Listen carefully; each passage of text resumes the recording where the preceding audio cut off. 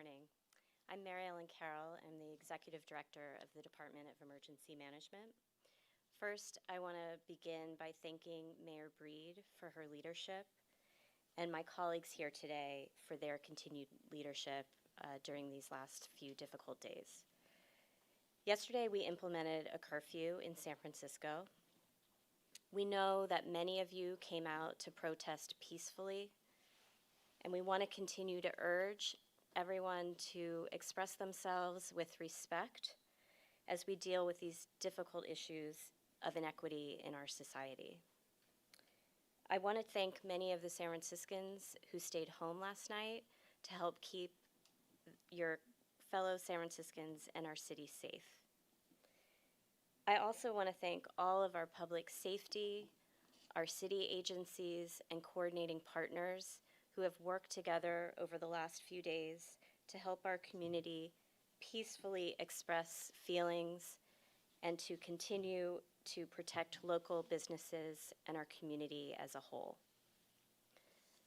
Finally, I want to remind everyone that we do continue to be in a significant and very serious public health emergency response, and so therefore we urge everyone to continue to practice the mitigations and safe practices to protect yourselves and others, and this includes wearing masks and maintaining distance whenever possible.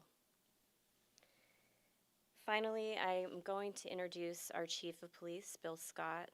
I want to thank Chief Scott for his leadership and for the leadership and work of his officers and the department over the last few days to help maintain safety and calm in our city.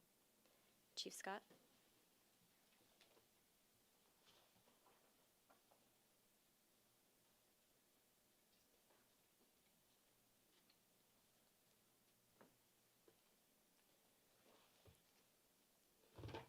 Thank you, Director Carroll, and good morning, everyone. I'm Chief Bill Scott of the San Francisco Police Department, and I too first want to thank our Mayor, London Breed, for her leadership during this really unprecedented time that we've endured over the last couple of months. To go and continue to be in a global pandemic and then to have the civil unrest that we're seeing across the country is unprecedented. These are very challenging times, and our Mayor, Mayor London Breed, has shown extraordinary leadership. Secondly, let me say thanks to Director Mary Ellen Carroll, our Director of the Department of Emergency Management.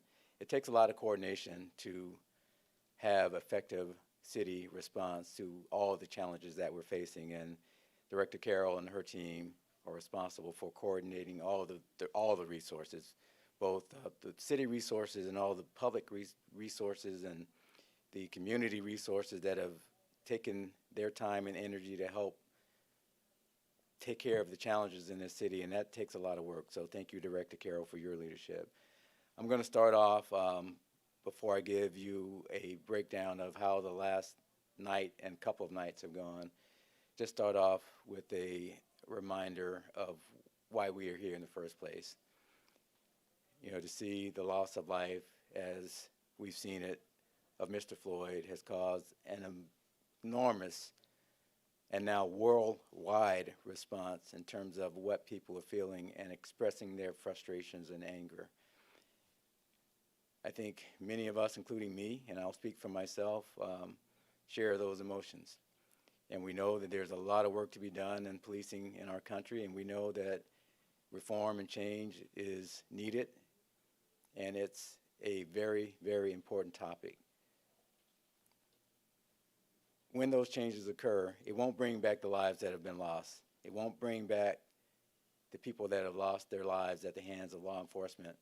But what it will do is provide hope for the future. And as the chief and your chief of the San Francisco Police Department, I want you all to know that we are committed to those changes.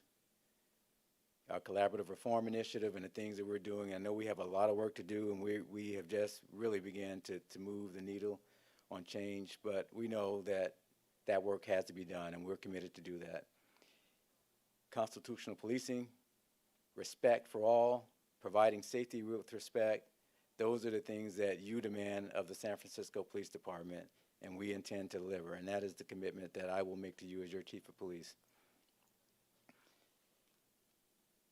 The last few days have been very trying. Saturday night, as was reported, we had looting, we had massive vandalism, damage in our city. The downtown area, Union Square, the Westfield Mall, there were stores across the city that were looted, and it was a very trying time. We didn't have enough resources. Officers felt overwhelmed. I went out Saturday night and talked to officers, and it was pretty sobering because we were overwhelmed. You know, we did all we could, and we were able to do some things very successfully. We didn't have any structures thanks to our great partners with the fire department, and you'll hear from Chief Nicholson shortly. But a lot of people lost a lot. Businesses were destroyed, businesses were looted, property was lost. Those are real economic challenges that now people who have, many of them have spent their lives building their livelihood, have to restart and take yet another hit on top of what they had to take on the COVID. And that causes a lot of anxiety, caused a lot of people to want to get out and express themselves. So we had protests, which by and large have been peaceful in our city. But we have had criminal activity to occur. We have had people that have come or have been in these protests that were there to create chaos, that were there to destroy, that were there to take, that were there to take advantage. And those are the people that we have to make sure that we hold accountable. Saturday night, my report yesterday, I reported that we made 10 felony arrests for looting. And after we finished processing all the information, there were actually 33 arrests. Of those 33, 19 of them have been presented to the district attorney's office for charging. And at this point, I think we have 19 that the district attorney's office have or is in the process of filing those cases. Because of the urgency of this civil unrest, our mayor asked the state of California and Governor Newsom for additional resources. And the California Department or Office of Emergency Services came through and they provided 208 additional law enforcement officers that were sent to San Francisco yesterday. And we deployed those officers yesterday, and they were a tremendous help. And I'm going to tell you the difference that I saw in the officers last night. I told you Saturday night, it was just a feeling of being overwhelmed. Last night, the officers had a sparkle in their eyes because they were given the resources and given the support by the mayor's curfew order to do what was needed to keep our city safe. Now, we're only talking about one day. We have a long way to go, and there's still a lot going on, but yesterday was a good day. In terms of the curfew enforcement, 8 p.m. to 5 a.m. If you are not one of the exempted categories, which are basically emergency workers, such as police officers, hospital workers, firefighters, and people who provide emergency services, you cannot be outside of your homes after 8 o'clock. We had peaceful protests that estimated crowd sizes of approximately 5,000 to 6,000 people yesterday, and they started out peaceful. They went to the Hall of Justice and they marched throughout the city, but there were instances of violence even from the beginning. We had 2 officers who were assaulted, one by a skateboard and one attempted assault by stun gun type of device, and those individuals responsible for that were arrested. Throughout the evening, we saw other incidents of vandalism that we were able to quickly address. We saw an attempt to loot a business. We were able to quickly address that and arrest those individuals. And we saw a lot of people who we believed were there for the sole purpose to commit criminal acts. Because of the assistance that the mayor got for our city, because of those 200 plus law enforcement officers, we were able to prevent that from happening. At 8 p.m., there was a protest still going in front of Civic Center. Our captain, who was in charge of that particular protest or monitoring that protest, Captain Joe Engler, read a dispersal order shortly after 8 p.m. based on what was outlined in the curfew order. We gave those individuals who were there protesting an opportunity to leave and gave them ample time to leave. We immediately saw hostility, objects being thrown at the officers, fires being lit. The officers negotiated the situation, but ultimately they arrested 34 people for violation of the curfew order from that group.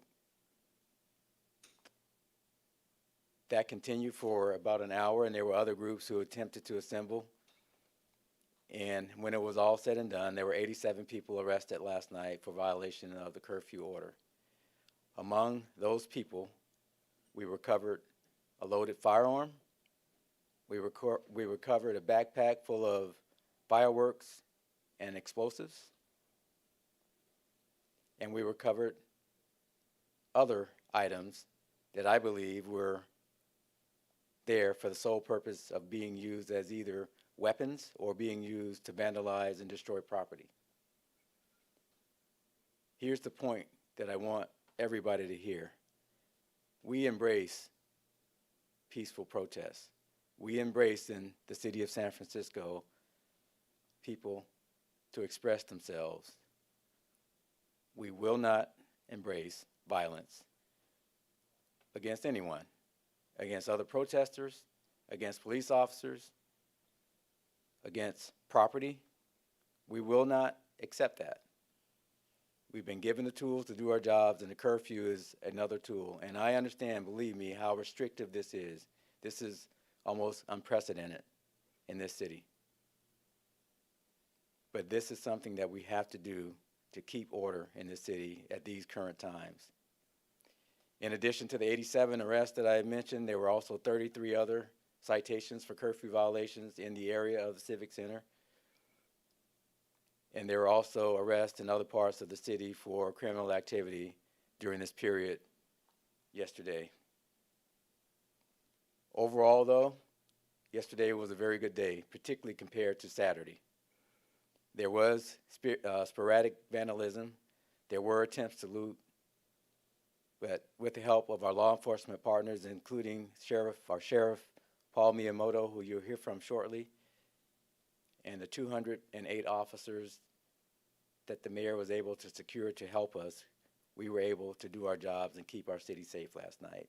Today is another day. We don't know what to expect. We know we have a peaceful protest scheduled this morning. These events are very fluid. What I will ask and remind everybody is two things that we need you to remember. We are still in the midst of a global pandemic, first and foremost.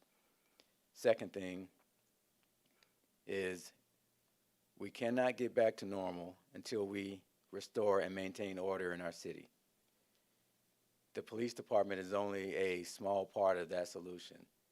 We have 800 to 1.5 million people day in and day out in the city when you talk about the daytime population. We need compliance by voluntary willingness to do the right thing. That's the fabric that this nation depends on. Law-abiding people to follow the laws and understand that the police officers that are sworn to protect and serve are doing the work of the will of the people. And believe me, I understand that we have to do that in a fair and just manner. I understand what got us here, believe me. And many of my colleagues, including our sheriff, understand that as well.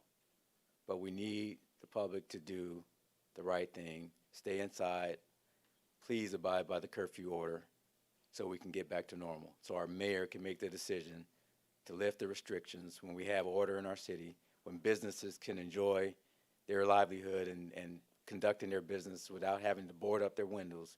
And that will not happen until we have some order in our city.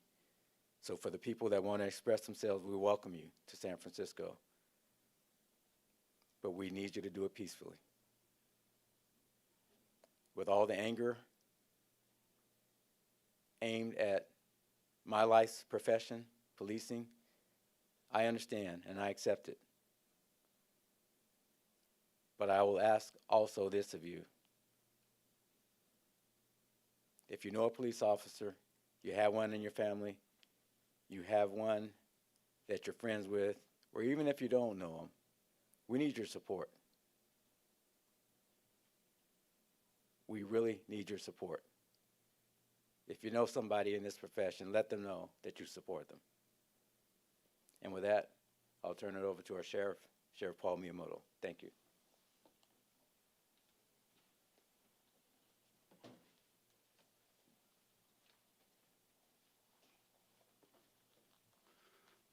Thank you, Chief Scott, and good morning, everyone.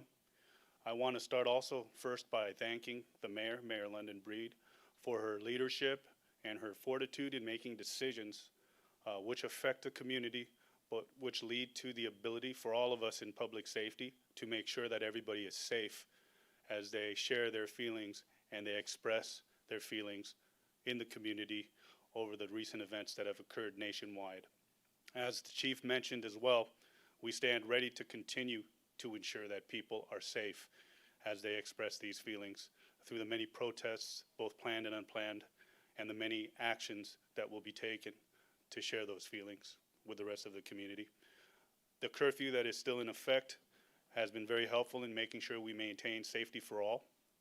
It has been challenging these few days, and I want to also at this time thank everybody in public safety who has been out there dealing with the many problems and challenges that have faced all of us as a community. More importantly, I want to make sure that we thank all of the different agencies that have come here, the mutual aid request that was sent out that led to the many different officers and deputies from different areas, both in Northern California, the Peninsula, and Southern California, led to the ability for all of us to make sure that everyone was safe as we enforced the curfew, and also look to making sure everyone remains safe during the COVID pandemic and the health orders that we are still under. The challenges that we faced collectively over the past weekend were met with the strength and resolve of the members of public safety who exercised discretion and restraint in making sure that we protected those who were out there both peacefully, and to also ensure that those that were out there with malice intent were controlled and taken care of. We want to, at this time, also make sure that everyone is aware as we stand on duty and protect the public. We kneel in our hearts in regards to the many issues that we face collectively, and we hold those emotions inside as we ensure the safety of all on the outside. In regards to the operations over the weekend, as a result of the many arrests that were made to prevent the looting and vandalism that occurred on Saturday, Sunday night we did issue citations and release 64 of the individuals that had been arrested on both infractions and misdemeanors. We did hold over of the many felonies that were booked and arrested as well.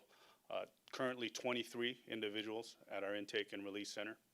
Our jail count right now has risen and increased somewhat due to the many recent events.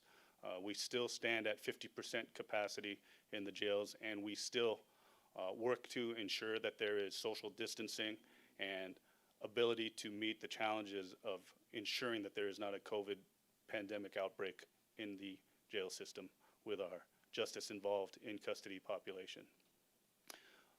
I also would like to thank the staff who have been doing a wonderful job in the sheriff's office for their commitment to everybody's safety, both our in-custody staff and those that have been out on the street, the protection of the public buildings and locations, which have been targeted in other areas and other cities, for the most part, has been maintained as we facilitate other protests and demonstrations throughout the course of this week. We hope to continue to work with the leadership of these groups and organizations to ensure peaceful protests. I want to personally thank the organizers from yesterday's event that was referenced in the front of City Hall for making announcements to the group to ensure that there would be compliance with the curfew, to ensure that people, after voicing their concerns, would go home and adhere to the 8 o'clock curfew time.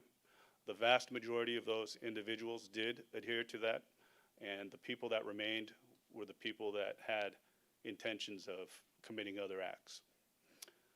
Our staff is on duty and ready to deal with everything. The courts and the many courtrooms that we have at the Hall of Justice and the Civic Center Courthouse at the Hall of Justice remain open today. The Civic Center Courthouse is closed today, and we wait to hear from the courts as to when they will open again. I want to close by, before I introduce Chief Janine Nicholson from San Francisco Fire Department, I want to close by saying again that all of us stand ready here as members of public safety to ensure that people are able to express their feelings, to ensure that we have the ability to exercise our First Amendment rights in a peaceful environment, free of any concerns of the many things that we have witnessed in other areas of the country. Please understand that the challenges that we face together are what will bring us together as a community. And the foundation that we have in regards to how we've dealt with the COVID pandemic over the months and how we've come together as a community should translate into how we also deal with the many issues that we face now in light of the call for making sure we hold people accountable in our profession as law enforcement professionals, in making sure that we support and work towards creating a better system in regards to social justice, a better system in regards to some of the criminal justice reforms that have been asked for. And I, like the chief, pledge and commit that the sheriff's office will be a part of the growth and the change that people would like to see. At this time, I'd like to introduce Chief Nicholson.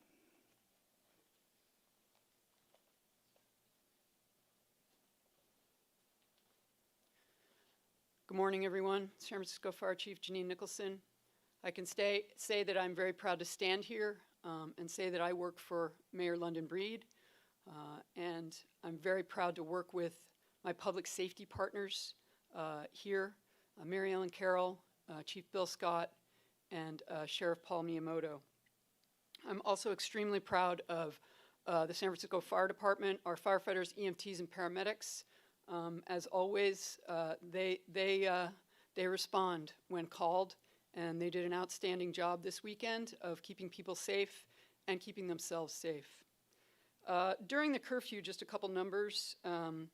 During the hours of the curfew last night, we had 140 EMS calls, which is a little higher than normal at night. We had 50 fire-related calls and approximately 20 fires that we extinguished. For Saturday night, it was much higher than that. Last night was not as, our public safety partners were able to really bring some order to the streets. So what I can say is we know that there is a need for continued efforts as it comes to race and equity and social justice, and there needs to be a lot of growth and healing.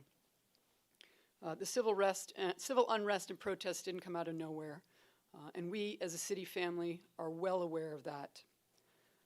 What I want to say to people is please remember during this time there is still a COVID pandemic out there.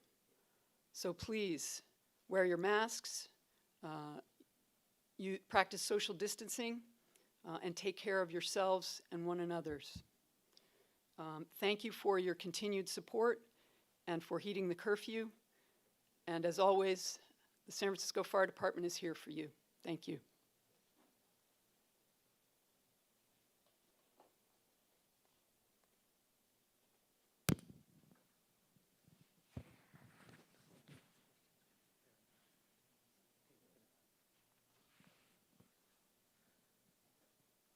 The questions for today's press conference are for San Francisco Police Chief Bill Scott.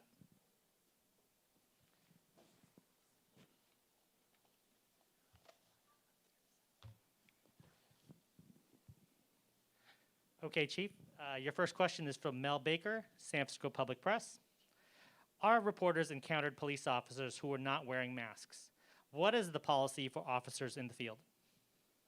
Our officers are asked and required to wear masks because of the COVID-19 pandemic. I will say there are situations where I have seen officers either remove the mask or partially remove it so they can be heard clearly.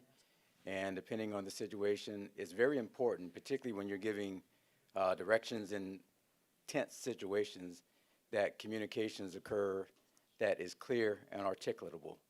And I know, just me personally, sometimes when I'm talking to people and I'm wearing my face covering, my mask, I have to take it off partially so people can understand what I'm saying clearly without the muffled sound from the mask. So our policy is officers are required to wear masks. Policing is a very fluid environment, and there are occasions where it might be necessary for the officer to remove masks. So I don't know what's the driving that question, but the policy is that officers are to wear their masks, their face masks. Thank you, Chief. Could you please outline SFPD's policy when it comes to interactions with members of the press at demonstrations, and under what circumstances an officer may restrain or arrest a member of the press? Members of the press are, when they are identified as members of the press, are allowed to be anywhere that the public can be. There are situations where we, law enforcement officers, can close off an area due to safety concerns, and the Penal Code, California Penal Code, gives us the authority to do that. But absent that condition, members of the press can be anywhere where other members of the public can be. They can't be in the interior of a crime scene or an area deemed closed off because of a crime scene or an investigation, but they can be anywhere that the general public. As far as interactions and the arrest of members of the press, only in the event of that member of the press committing criminal activity. Nobody is exempted from criminal activities, including the press, so absent that, press members are allowed to be anywhere that anybody else can be. Next question is from Bagad Shaban, NBC Bay Area. What is the importance of having a police force that reflects the demographics of the community they police? And are you satisfied with the diversity of your department, and why? The San Francisco Police Department actually strives, and we are a very diverse department. So I'm satisfied generally with the diversity of our department. We're a very diverse department. We reflect the makeup of the city and county of San Francisco, and in some cases we exceed that. For instance, our department is about 9% African American, and the makeup of the city is about 6% African American. So it fluctuates depending on the demographic that you're talking about, but overall, yes, I am pleased, and we strive. We recruit a diverse pool of candidates, and we will continue to do that. Our demographics for female officers is among the top of the scale in terms of national statistics. We have about 15 to 17%, depending on which year you're looking at. Currently, I think it's closer to 16% women in the department, which is above the national average. But we are always striving to be a diverse department because diversity brings value because of the different perspectives that it brings to our policing profession, and that is needed. Everybody has a perspective, a point of view based on their experiences, and when you have a diverse collective of perspectives, you usually have a better product in terms of policing, a better outcome. Next question is from Melly Nutter, ABC 7. Of the total number of people arrested in protest and in curfew violations, can you please give us the breakdown of where these individuals are from, what cities, and have these individuals already been released? I think the sheriff spoke to that. Let me answer the first question first. That information is still in process as far as where they're from. Our initial assessment of Saturdays, when I reported on Saturday, I reported the 10 felonies that were booked for looting. Of those 10 felonies, 7 were from the city of San Francisco, 3 were from other cities. The arrest last night, that information is still being processed. We were here, and officers were working throughout the night. And as the sheriff said, that booking process to book in a mass arrest situation is very time-consuming. So those reports and that information is still being processed, and we'll deliver that information as soon as we have accurate information. But for the information that I reported yesterday on the 10, 7 of the 10 were from the city of San Francisco. Thank you, Chief. Your next question is from Joe Eskenazi, Mission Local. From where were the 208 officers that came in for mutual aid drawn from? They were from all over the state, as far south as Santa Barbara County. They were from some of the counties north of us. They were from all over the state. I had an opportunity last night at the end of their shift to actually go and thank them. And I saw officers from all over. So the way mutual aid works is when the call goes out for mutual aid, the organizers, whoever's organizing on that particular day, will reach out to the agencies from all over the state. And based on what's going on in their city or county, if they can afford or have the luxury of sending resources, they will. And so it's hit or miss. You know, some counties had the same challenges that we did. Some cities had the same challenges we did. They were not able to send resources.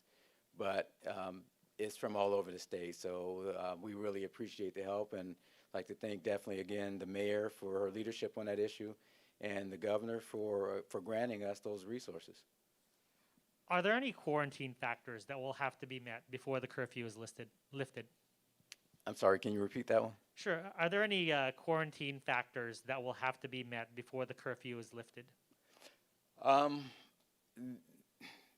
This is a very complex situation we're in. And again, I said earlier, we're still in the midst of a global pandemic, so quarantines are a very real thing. One, really, in terms of the curfew being lifted, quarantines won't impact that. What impacts that is order in our city, is not seeing individuals come into our city or even the people that live here and looting, destroying property, hurting people, causing just total havoc. That has to stop. And how this works is I give my advice as the police chief to the mayor makes the decision. And my advice to the mayor is, as long as we see what we've seen in the last couple of days, I'm going to advise her that to not lift the curfew, and she has to make a decision, and she has a tremendous responsibility.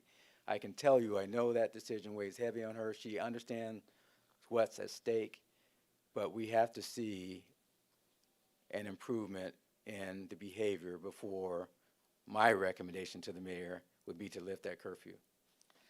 Next question is from Tricia Thadani, San Francisco Chronicle. Do you have an estimated cost of damage caused this weekend? No, I don't. I can just tell you from what I saw and what I continue to see, it was an extensive amount of damage in the city.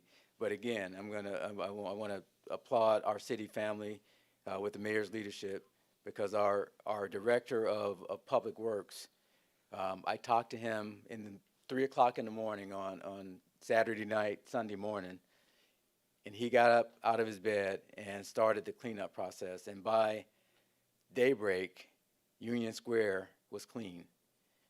He accelerated the board up process, helping businesses board up their businesses so they would not suffer at least further exposure from their businesses being open while in the midst of all that's going on. So that's a tremendous amount of work. And you know, it took some leadership, and it took a lot of partnership from many city agencies to make that happen. Our city administrator, Naomi Kelly, because that department is under her wing. That was a tremendous effort. And the one thing that the mayor, and I can say this because she said this directly to me, and I echo this, we did not want San Francisco to wake up and for San Franciscans to see this city torn up. So we were committed as a city family to do everything we needed to do to clean up the damage that had been done Saturday night. And Public Works did an outstanding job to get that done. If you go to Union Square right now, you will see damage. They cleaned up all the graffiti immediately. Like I said, we're still in the process of boarding up. But that's a tremendous overtaking, because what it really gets to is resiliency, the ability to bounce back to normal. this is a resilient city. And I'm proud to stand side by side with all the department heads that are making this happen. But we are a resilient city, and we will come back. Does the city incur additional costs when it gets resources from other cities? There is a process for that, and we have a whole wing of the city that's keeping tabs on the time that's spent to address this public emergency, and there is a reimbursement. There's a lot of state procedures that are involved in that. That's not in my wheelhouse. What is in my wheelhouse that we account properly and give that documentation to the people who have to make those decisions. So we'll see how that plays out. Next question is from Holly McDeed, KQED Radio.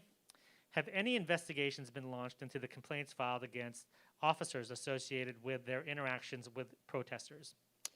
Not to this point, no. The process in San Francisco, not that I know of anyway, process in San Francisco is we have a Department of Police Accountability, which is an independent department from the police department. And I say that and I emphasize that because part of what's going on in this country right now is about accountability. If anybody has a complaint, a member of the public has a complaint against the way we do business, and we welcome accountability, contact the Department of Police Accountability. You can get there. You can go to their website if you don't have access to the website. I'll try to get the phone number out to everybody, but we're transparent, and if the public has a grievance about the way we conduct our businesses, they deserve an investigation to be conducted, and the Department of Police Accountability will conduct that investigation.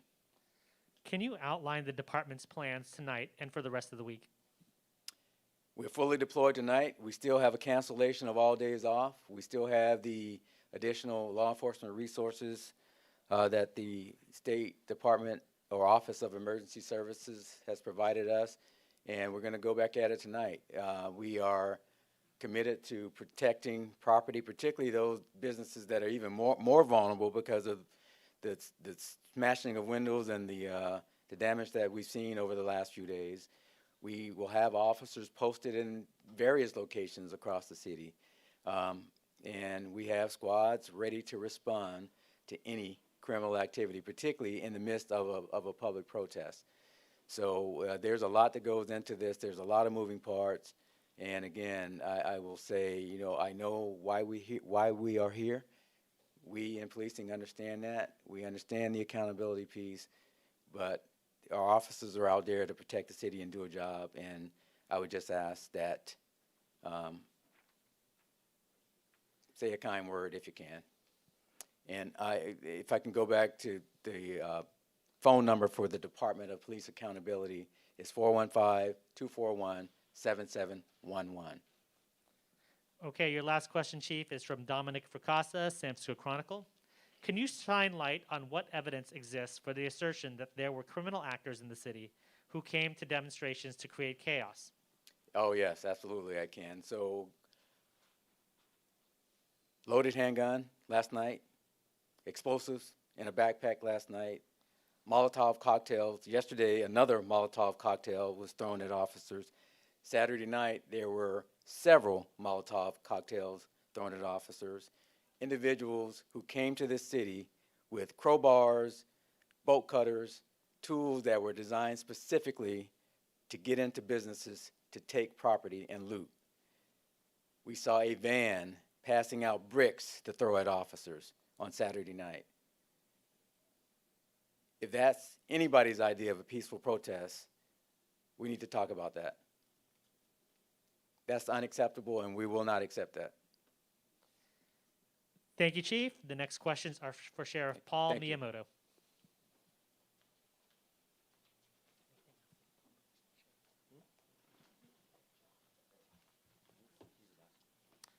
Thank you, Sheriff Miyamoto. Your question is from Suki Lewis from KQED News. In terms of those 87 arrests, given the current no bail rule, how long were people held before being released?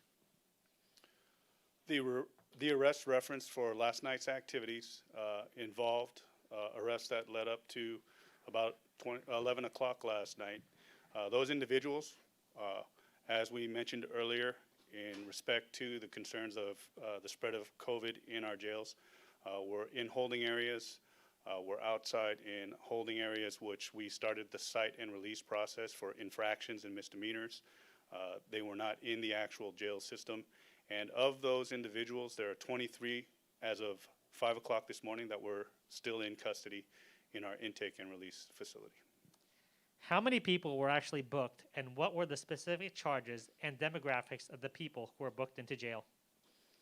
I'll make sure that our office releases the specifics in terms of the demographics of those released, to include whether or not they were from out of county or out of San Francisco residents. We will make sure that we provide that for everyone after this press conference. Thank you, Sheriff. This concludes our press conference for today. Thank you.